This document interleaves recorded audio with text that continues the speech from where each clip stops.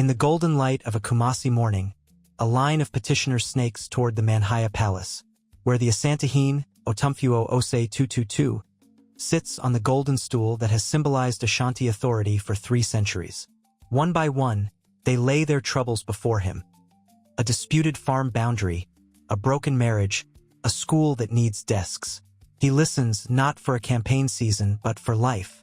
No election clock ticks. No manifesto promises evaporate after 5 years. This is traditional chieftaincy in action. Lifelong, rooted, accountable to ancestors and community in ways no ballot box has ever matched. Yet just a few hundred kilometers north, in the Sahel, soldiers have seized radio stations again, announcing the latest overthrow of an elected government. Democracy has failed us, they declare. Across Africa, the pattern repeats. Fragile ballots, resilient stools.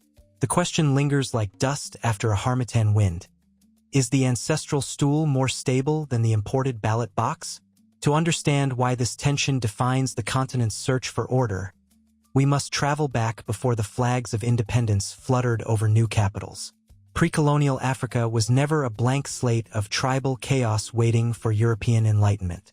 From the Akan kingdoms of the Gold Coast to the Buganda court in the east and the Zulu formations in the south, governance rested on hereditary yet consultative authority. Chiefs and kings derived legitimacy not from universal suffrage but from bloodlines, spiritual sanction, and the visible duty to protect land, settle disputes, and distribute justice. In Botswana's Kotla assemblies, commoners spoke their minds before the Kosi ruled. Consensus was prized even if the chief held final say. These were not democracies by Athens' definition, but they were durable systems that bound people to place and past. Colonial powers, especially the British with their doctrine of indirect rule, did not destroy these structures, they co-opted them.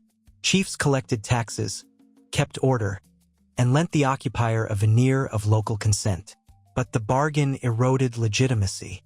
When independence dawned in the 1950s and 1960s, modernizing nationalists saw the stools as relics of feudalism. Kwame Nkrumah in Ghana moved aggressively to curtail chiefly power, viewing natural rulers as obstacles to a unified socialist state. Across the continent, new constitutions celebrated the ballot while sidelining the very institutions that had survived centuries of upheaval. The results were swift and sobering. Between 1960 and the present, Africa has endured more than 220 coup attempts or successes, nearly half the global total. Elected governments rose and fell with dizzying frequency. Short electoral cycles encouraged patronage over policy. Presidents chased donor applause while rural majorities watched roads crumble and schools empty. Data from governance indices tell a stark story. Where state institutions are weak, trust evaporates. Recent Afrobarometer surveys across 39 countries reveal that only 56% of citizens trust traditional leaders somewhat or a lot, still higher than parliaments or presidents in many places. Religious leaders and even the army outrank elected officials. Support for democracy hovers at 66% on average, but in countries like Angola, Lesotho, Mali, Mozambique, and South Africa, it has dipped below 50%. Youth, facing joblessness and climate shocks, are increasingly open to military intervention when civilians abuse power for their own ends. The ballot, once hailed as liberation, began to feel like another imported chain. Yet the story is not one of simple nostalgia for kings. Look at Eswatini, Africa's last absolute monarchy. King Mswati III rules by decree in a system his defenders call monarchical democracy. Political parties are banned.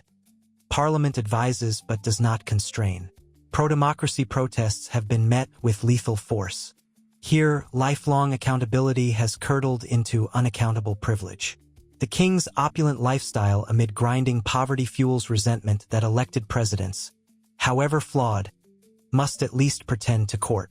Traditional authority without checks can ossify as surely as any presidency. The real insight emerges in the hybrids, places where stools and ballots have learned to share the same ground. Botswana offers the clearest case study. At independence, Seretse Khama, himself a hereditary chief who renounced his title to lead the new republic, wove traditional institutions into the democratic fabric.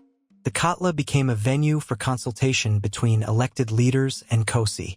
Chiefs advise on land, custom, and community needs. They do not run for office.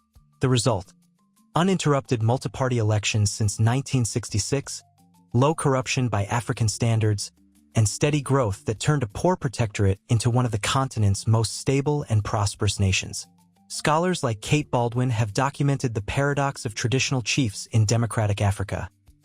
Precisely because chiefs do not face re-election, they invest in long-term local institutions, schools, boreholes, dispute resolution, that elected politicians, chasing the next vote, often neglect. In Ghana, Otumfuo Ose 222 chairs committees of eminent chiefs that brokered peace in the long-running Dagbon chieftaincy conflict, preventing wider ethnic violence. His education trust has built hundreds of schools. His moral authority calms electoral tempers. Constitutionally barred from partisan politics, he nevertheless anchors national cohesion in ways fleeting presidents cannot. Critics rightly warn that chieftaincy is not utopia. Succession disputes still ignite violence. Some chiefs have been accused of land grabs or favoritism toward their lineages. Gender roles remain patriarchal. Many stools exclude women from the highest seats. Yet the same charges, corruption, nepotism, elite capture, plague elected systems with far greater consequences at national scale. When a president rigs an election or flees with state funds, the fallout is civil war or economic collapse. When a chief errs, the harm is usually local and contained by custom or neighboring stools. Afrobarometer data consistently shows citizens view traditional leaders as less corrupt than police, business executives, or parliamentarians. In Ethiopia, for instance, fewer than 1 in 10 respondents see widespread graft among traditional authorities, compared to double or triple that for state officials. This is not an argument to abolish the ballot. It is a recognition that imported models, stripped of cultural legitimacy, fracture the very social cohesion they claim to build. Western democracy assumes atomized individuals weighing policy platforms. African realities often revolve around communal identities, ancestral land, and spiritual continuity. When elections become zero-sum contests between ethnic blocs or patronage networks, they deepen division rather than heal it. The post-colonial state's weakness, under-resourced courts, distant bureaucrats, leaves rural majorities turning to the chief who speaks their language, knows their history, and will still be there when the next government falls. Hybridity, then, is not compromise. It is realism. In South Africa, Uganda, and parts of Nigeria, formal recognition of traditional councils alongside elected local government has channeled customary authority into service delivery rather than rebellion. The stakes today are higher than academic debate. Climate change, youth bulges, and jihadist insurgencies strain fragile states.